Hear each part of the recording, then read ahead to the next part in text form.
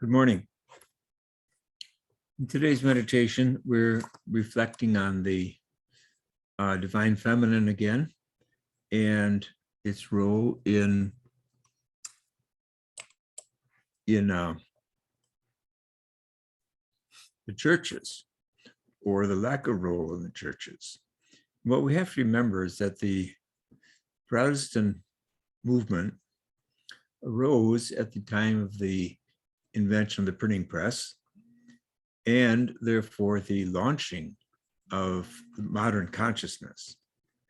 And modern consciousness, especially if you look back on it, was extremely patriarchal, and it shows in religion and also in education. That really the feminine was thrown overboard, that wisdom was thrown overboard in favor of knowledge. So the story I tell about this woman who was raised Protestant, about how upset she was and angry when she discovered the wisdom scriptures later in her life. She felt cheated by her experience in her church. So here's a beautiful naming of wisdom in the scriptures. This is from the Book of Wisdom, chapter 7, verses 17 to 22. Simply, I learned about wisdom, the design of the universe. Notice the first thing is the cosmos, the design of the universe, the force of its elements. Again, more details about the cosmos. Beginning and end of time. Time is part of cosmology, time and space. Changes in the sun's course, variation of seasons, cycles of years, positions of stars. All that is cosmology. First interest of wisdom, who is feminine, is the whole, the universe and all its parts, the sun, the seasons, the cycles, years, the stars, beginning and end of time, the elements of the universe. And it goes on. Natures of animals, tempers of beasts, powers of winds, thoughts of humanity. Now notice how late humanity shows up. First, it's all about the cosmos, but then it's about ecology. It's about animals on the earth, beasts and animals, and the power of winds. And then come the thoughts of humanity. Humanity requires all this cosmology and ecology, not only to get our thoughts going, but even to provide objects of our thoughts. We're now at the eco level, the local level of interacting with animals and beasts. The uses of plants, the virtues of roots. So plants and roots, which are, of course, our food and also our medicine. All this is included in thoughts of humanity. So clearly, the ancient poets were bringing together cosmology, ecology, human being. We could ask, why was this rent asunder? Why did humanity go along for several hundred years without cosmology and ecology and spirituality together, with no plans except to rape the earth and people close to the earth, indigenous people? Well, because we were so in love with greed and with power and with arrogance and superiority, feelings of superiority over other peoples. And then the beautiful poem ends, such things as are hidden, I learned. For wisdom, the artisan of all, taught me.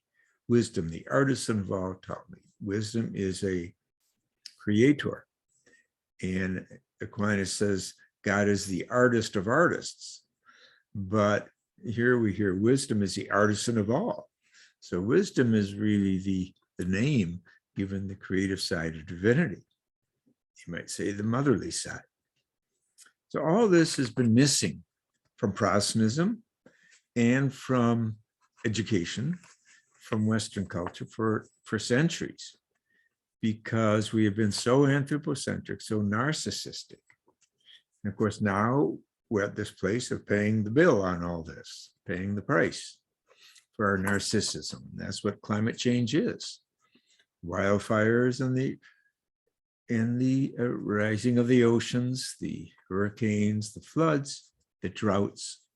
All of this is part of the price we're paying for ignoring the whole and for allowing patriarchy to dominate so thoroughly that wisdom has been banished, as if knowledge is going to save us.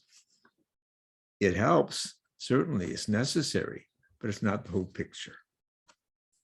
And that's why mysticism is important at this time. And mysticism does have this feminine side to it, this side of intuition and wisdom. I have a number of stories to tell about that, about the banishment of mysticism from seminaries. And it's a pity that even our religious leaders have gone through school, because the nature of academia in the West, without a understanding, a deepened understanding of their own role as mystics and in training others to be mystics, to tap into our capacity, which is common to everyone, to fall in love with creation and with life. This is what sustains us in our struggles. Now, there was a reference in the essay today to Adirondacq. Excuse me, not directly to Adirondacq, but to the Virgin Mary. And people ask the question, what's this thing about the Virgin Mary? Why is that necessary? Why is that important? And Adirondacq, who was not Christian, but Jewish, he had this brilliant observation about the Virgin Mary. He said that in the time of the early Christians, when these stories were developed, that the goddess was the dominant religion in the Mediterranean, practically. And that the goddess was often pictured as being in a relationship with her divine son. And so he says, he thinks that the Christians really embellished the story of the Virgin Mary to depict Jesus as very different from these other sons who were in a relationship with their mother, because the Jewish tradition from which Mary and Jesus derive has the son leaving home. That's a prophetic vocation, to leave home. And these other stories about the goddess, many of them, did not have the divine son leaving home, but rather sticking around. So he thinks that that's the main reason for the development and the emphasis put on the Virgin Mary in the early Christian theologizing.